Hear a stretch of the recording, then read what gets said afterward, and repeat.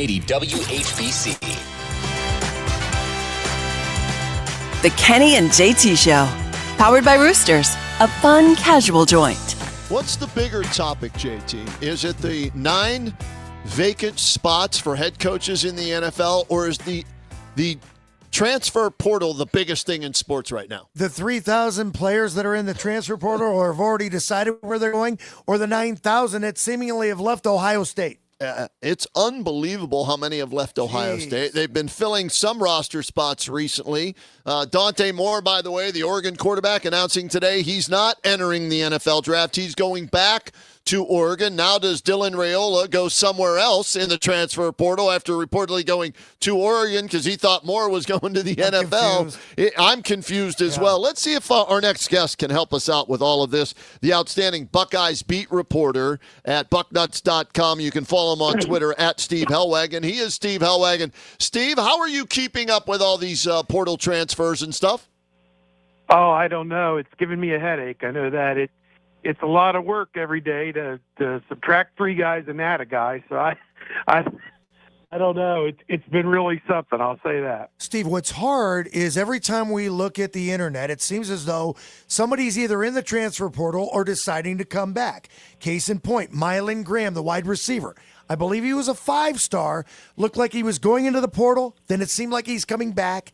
Now it says he's going to Notre Dame. What gives? Oh, geez. I can't get into the minds of these 19, 20-year-old kids. You know, it's very complicated. I think each situation kind of is different unto itself. But in a nutshell, what's happened here at Ohio State is they have X amount of money to spend, and they are not going to upset their salary structure with 100 guys just because a young kid who's a freshman or a sophomore who hasn't made his way yet is asking for an out-of-line amount of money. And they're just not going to cave into that. I think some of these guys would have been better off to stay at Ohio State, go through spring football, earn a starting job, and then come in and say, okay, what are you going to pay me now that I'm a starter? And that's how you get your money. I think they wanted the trick before, or they wanted the treat before they performed the trick, you know. So Ohio State wasn't going for it. And other schools are much more desperate. Obviously, they don't have players of this caliber on their roster, so they've made promises to these kids to pay them more and to give them less competition for a starting spot. And, you know, what it comes down to, you know, for years we've been told about, Ohio State recruits itself, great academics, great position coaches. They put guys in the NFL. Come to find out, none of that really matters. Right. All that matters is, are you going to pay me more money? And that's the only thing that really seems to be mattering for a lot of these kids right now. All right, Steve, forget the guys they've lost, okay? Let's focus on the guys they've been able to either A, retain, or B, transferred to Ohio State. Do you like the quality of players they're getting transferring into Ohio State in the portal? Yeah, I think so. And I think, first of all, there's only one guy who started this past season who left in the portal, and that was Tegra Shabola, who we saw, obviously, in the Big Ten championship game, you know, not much of a loss. You know, if he's not going to be able to pass, protect, or run block, he doesn't really have much of a future there. And that begs the question, well, why did he start all season? I don't know. Must not have had anybody else. So, but at any rate, yes, I do like the guys that they're bringing in. They've been able to keep pretty much everybody else within the fold. There are several guys that are notable here. They just picked up a pair of players from Alabama just recently with James Smith, a defensive lineman, and a defensive end, Qua Russaw. I believe that's how it's pronounced. Maybe it's Quay Russaw or Russaw, Russaw. Those guys were kind of bit players at Alabama this past year, getting ready to become starters, I guess. Earl Little, a safety for Florida State, and Hunter Welsing, a tight end from Northwestern. They're all coming in as well. So, Ohio State has done the best they could to kind of fill out some of these positions of need. And just because it hasn't happened yet, there's still going to be plenty of time. The basic deadlines, I believe today is the deadline for underclassmen to declare for the NFL draft. Ohio State's had 5 of those guys declare, with the latest one, Max Clare, the tight end, going out yesterday. And then I believe Friday will be the deadline for players who want to enter the transfer portal. And as you guys made mention, there are thousands and thousands of unsigned guys in the portal. And we'll see if some of them slink back to Ohio State, or if Ohio State goes out there and still fills some spots. I think wide receiver, defensive line are positions of need, I think, within whatever else they can add. Steve, with this not being regulated, the NIL and the transfer portal and how much guys are getting paid to transfer to a different school, I was reading online, Mark Cuban donating a ton of money to Indiana once again. So much, though, that we don't even know how much, but it's sizable compared to what he gave last year. My question's got to be this.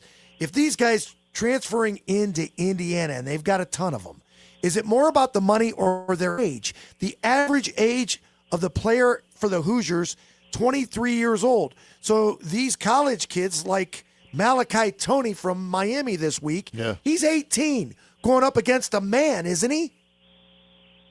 Yeah, it's really become skewed in terms of the age of some of these players. And obviously I think the COVID situation still factoring in that for maybe one this year might be the last of that. There might be a few stragglers that are still taking advantage of that in 2026. But so that had a factor in it as well, that guys are looking to still, play college football into their mid-20s, so it does make it a lot more difficult, I think, on some of the younger guys to get their foot in the door when you get this many number of guys that are holding on to the dream of playing college football into their mid-20s. Steve, my biggest concern, and they have yet to address it, is the offensive line. They stunk against Indiana and against Miami, got dominated, got embarrassed, and yet I haven't seen them add anybody in the portal, but they're waiting on guys to come back, and I think Carson Hinsman just announced he's back as the center. Luke Montgomery, the left guard, is coming back, and they're waiting on Austin Serveld. But my response to that is, I don't know if I want those guys back with how horrible, and I mean they were horrible the last 2 games. Why is there no urgency to replace some of those bums?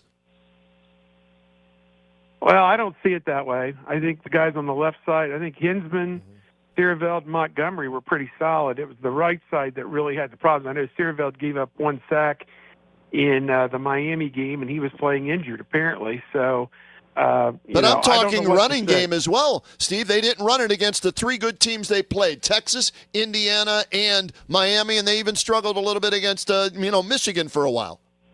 Yeah, I agree. I think that there were issues with the run game, no doubt about it. I don't know what to say. Those guys were playing pretty good. Those were guys who were all started on the national championship team the year before. Did they regress? I don't know. I can't explain it. You had a different coordinator then as well. You had Chip Kelly was calling the plays. God only knows what the offensive game plan was for the Indiana and Miami games. Although I do admit it is hard to call an offense when you can't pass protect or run block. So yeah, it didn't look good. It didn't feel good. And people ask me, well, what are they going to do about the offensive coordinator? I said, I think you need to go outside the building and bring in somebody with some new and fresh ideas. That worked with Chip Kelly. He came in sight unseen, and they won a national championship with him kind of as the mastermind. And I think that's what they got to do again. There was some sentiment that he might elevate Keenan Bailey and Tyler Bowen to be the co-coordinators, but that would not be my vote. I think you got to go and get somebody who can call a game and do it in an adequate way. I think what we saw was not acceptable those last couple games. I agree with Luke Montgomery, and another year of experience is going to bode well for Ohio State's at least left side of the line. My question would have to be Tyler Bowen, because if he's your offensive line coach, we can't figure out what to stick with. I mean, they were able to run the ball in the second half, that first series, and then all of a sudden we go away from it. Now, is that because Ryan Day was calling plays? Was it because your offensive line coach didn't want to run the ball? We don't know. So what direction do we take, Steve Helwagen? Well, my dogs are taking the direction of barking. Yeah, he agrees with me, Steve. Yeah, I can't let him out because my son's moving his car. But at any rate, I think that, again, they're going to have a full year to get this thing figured out with spring football. They'll have a new coordinator in there soon enough, and they'll have a working plan coming up for spring football, and they're just going to go back to work on it. I mean, I can't make you any promises that it's going to be any different or better. I think they're going to get a veteran running back in there to share the carries with Bo Jackson and Isaiah West, and they're going to have to do what they could do to build it out again. I think that's all they could do, and they've got a very difficult schedule coming up in 2026, obviously, with the mix of the road games and the home games. They're playing Texas, Oregon, Indiana, Michigan, so there's 4 tough games right there, and USC could also be a tough game as well. So, yeah, they've got a lot of tough ones on the schedule coming up for the upcoming season, and again, they didn't match up that great when they played Indiana, and they've got to figure out a way to solve that before they play Indiana again. Did Bo Jackson get run over as much trying to pass block against Indiana as he did against Miami? Yeah, that's a good question. He did struggle in that aspect of it, and so I think that there was a sentiment for a short period of time that he was even going to leave in the portal as well, but I guess they got that worked out to where he would come back, and he was a 1,000-yard rusher for the Buckeyes this year. But, again, in the tough games, the big games, the running game just wasn't what it needed to be. So, you make a very good point. If the quarterback is under duress, as we talked about last week, kind of recapping the Miami game, as we saw, he was under, constant duress. He's not comfortable back there, and he's not going to make the same kind of plays that he makes when he's got a clean pocket and he's playing, the murderer's row, as we said, of UCLA, Rutgers, and Purdue, whatever that was before they played Michigan. So, right. It's almost like it's a different sport. You've got, of course, this is how it was with Woody and Bo. You played those 9 other games, and then you played that one big game at the end of the season that was a season unto itself, and it determined what kind of season you were going to have. So right. In a lot of ways, we're back to that, it feels like. Steve Helwagen, our guest, bucknuts.com, bookmark it, read it every day if you're a Buckeye fan. Great stuff in season, off season, whenever. They've got it covered for you. Follow Steve on Twitter at Steve Helwagen. All right, away from the transfer portal, Steve Helwagen, let's get back to, the actual team-related stuff with who's there now. And Ryan Day, how much of this falls on him? Because last year they made that run, they won 4 straight, and everybody thought, okay, Ryan Day's not going to be overwhelmed in a big game, and he's learned his lesson. And then we come back this year, and it looks like, no, he did regress as well as other parts of that. What is your take on Ryan Day right now and his struggles, not just this year, but in previous years towards the end of the season? Yeah, you make a good point. I think there have been some different things that have happened, of course, in different seasons. And, they got knocked out of the playoff by Clemson his first year, by the national champions Alabama in his second year. And again, every year is kind of its own different thing. Had that loss to Georgia that was in there as well. You could say maybe they didn't manage the fourth quarter in some of these games well enough to get it done. I think the tight games have been a bit of a problem for them, and I think that's something that they've got to figure out. Last year in the playoffs, I suppose they were lucky that they didn't play any tight games. The tightest game that they played, I guess, was Texas, and they were able to pull that one out by 14 in the final analysis. So, you look at it, they're going to go back at it this year, 2026, and just see what happens. That's all they can do. And he's in the roster building phase right now to try and get the best players that they can get with the amount of money that they have to spend. And I thought about this. I almost need to get out the dry erase board and put salary slots on there and say, this guy's making this, and how do you fill this position with this amount of money? And, it's kind of crazy, and I think that they have to mimic what the NFL does too. I mean, you overspend for quarterbacks, you overspend for wide receivers and defensive ends and cornerbacks, and and put your money where the positions are that win the football game. Ultimately, you win and lose football games with your offensive and defensive lines, and we see that.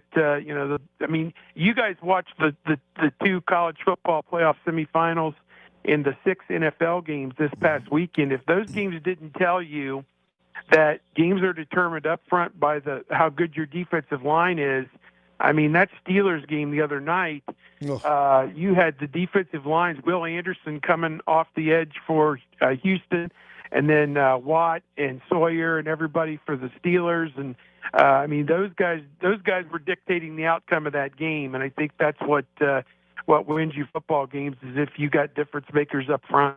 You want crazy, Steve Helwagen? I'll give you crazy right here. A couple of years ago, it seemed as though Ryan Day and Kenny, to your point, when you think about Ryan Day and the differences that they make, he wouldn't commit to Kyle McCord, and yet they bring in Will Howard. Now, would they still commit to Julian Sand because he's a Heisman finalist? Or did he regress towards the end of the season? I mean, his interceptions were way up. He seemed like he had happy feet, couldn't get in the pocket, didn't have time, and didn't really perform that well. Would you consider maybe looking at someone else at quarterback? No, I think he's their guy. I think he did enough that was really good in basically over the balance of the season, and I think that you make a great point. I think he was sacked 10 times total in the last 2 games, and only 6 times in the 12 games prior to that. So I think it's just human nature that when everybody else is breaking down around you, it's natural and normal that you're going to have a problem doing your job as well. And I think that's what, I think it was Jim Tressel, I don't know, Urban, I don't know, one of them said the quarterback is a product of the people around them. And, you saw the other night, the Pittsburgh quarterback, Old Man River there, he couldn't get much done because they weren't protecting him at all. So, I think that the same thing applies for Sand. The 2 things I say on Sand is he's got to improve his vision of the field. I think the all-22 tape from the end zone would show that he had receivers running free. Yep. Carnell Tate a couple times in the Miami game, he missed him. And I think the other thing is he has got to be decisive. And if there's nothing there at first glance, you got to go and get 4 or 5 yards so that now it's 2nd and 5 instead of 2nd and 15 when you get sacked. So those are the important lessons I think he's going to have to take from those last 2 games. And if these coaches are anything, worth their salt, they're going to teach him that this spring. So to me, that's the big learning curve for him. Great points by Steve Helwagen from Bucknuts.com. Steve, nice job, you effing kicker. Nice job. When are they going to get a kicker? Noah Ruggles. Jaden Fielding, Jalen Field, whatever the hell his name is. Wide right, wide left, missing kicks, costing games, maybe national championships. When is it going to sink into Ryan Day that Jim Tressel was onto something with Mike Nugent? You need a good kicker. Yeah, it feels like every game they've lost here in the last 3 or 4 years has included a terribly botched missed field goal or a bad play on special teams, whatever it might be. That they got to get back to square one on that, just like we talked about the running game and the special teams. I think those are 2 things that they have got to drill down on and sit in meetings and figure that out, because that's not championship quality special teams in any way, shape, or form across the board. And there were some rumblings that they are close to adding a kicker. I don't have the guy's name in front of me, but I'll tell you this, he was 3 of 4 on kicks from beyond 50 yards this past year. He was at another Division I school, and we'll see if it comes to pass. Is that the kid from Illinois, Steve, by any chance? No, okay. It's not him. And I don't have his name in front of me right now, but I saw his stats. And okay. He was like 17 of 21 on field goals this past year, and I think the problem Fielding had was he did kick for a pretty good percentage. It's just whenever there was money in the middle of the table, you knew it wasn't going through the upright. So that was the problem. Steve Helwagen breaking it down as only he can from bucknuts.com, and we always appreciate him joining us here talking Ohio State football and basketball. Steve, as I look at this championship matchup, Indiana against Miami, you pointed to it as well, in the trenches. That's where those two teams are the strongest. But it's interesting, the path that Cignetti is taking with his players. JT brought it up where, they're the oldest team in college football this year, one of the oldest teams playing for a national championship, and he's elected to go more in the transfer portal and pick guys that are already established as opposed to, the recruiting class and the freshmen and playing those guys. Do you think that will become a trend because it is a copycat league, and if other teams are seeing him do that, they're going to attempt that as well? And will Ohio State consider that more than what they already use in the portal? Yeah, I think that's probably what's going to happen across the country is if you can find quality players who are in their fourth or fifth year, those guys are going to be more and more attractive. I think it's also good, if you're able to get a guy like they got with Max Clare, a guy with 2 years of eligibility. Now, he's not sticking around for the fourth year, his extra year of eligibility, but if you can get a guy with 2 years of eligibility, that's even better than one, but if it's a quality player. But to me, I think it makes perfect sense. I think that this matchup is going to be tremendously physical. And I think in a lot of ways, Miami's hope in this game kind of comes down to those two defensive ends that really wreaked havoc on Ohio State, Bain and Messidor. They have got to impact the game with Mendoza and not let him break contain or pick up yards with his feet. And, that's how they're going to stay in the game, is probably keeping Indiana and keeping their score down somehow and trying to win a 24-21 type game right, or something. I mean, Indiana just laid waste to Alabama in the Rose Bowl and did worse to poor Dan Lanning in Oregon in that Peach Bowl. Lanning came over and hugged him after the first loss in Oregon, the gracious loser. None of that after this past game. Nope. You hung a 50 burger on me, bro. What was that all about? Yeah. Study the tip, man. If you're Kurt Cignetti, all you need to do is study Miami. Go quick. Don't give them a chance. They don't like to substitute on defense. You attack that defense. This could be a blowout Monday night, Steve. I think the odds makers are a little short on Indiana here. 8.5, and come two burials. Do we really think that Miami's going to keep this a close game? I don't know. I mean, Miami's played a couple, actually, I don't know about that first game with Texas A&M. That was kind of a messy one, but, their last two games have been pretty good. So I don't know. I don't know what to say, guys. I think Indiana wins it by 2 touchdowns or more, but I guess that's why they play the game. Hey, we thought, we didn't, but a lot of people thought Ohio State would get blown up by Miami back in 2002 when we were covering that game, Steve, right? And you just never know. I'm leaning your way and JT's way. I think Indiana's the better team, but I'm looking forward to seeing how it actually plays out on Monday night. Talking college football with Steve Helwagen from bucknuts.com. Follow him on Twitter at Steve Helwagen. By the way, Steve, Connor Hawkins is, I think, the kicker you were referencing from Baylor, was entered the transfer portal this past season. He was 18 of 22 on field goals, 5 of 8 from 40 to 49 yards, and he nailed 3 kicks from 50 yards or beyond with a career long of 54. I'd sign him right now. Give him $10 million and come in and be the kicker for Ohio State, Steve. That sounds like my kind of guy. Yeah, give him Jeremiah Smith type money and you want to win them tight games, you got to have somebody put the ball through the uprights. And, again, how many of these NFL games are coming down?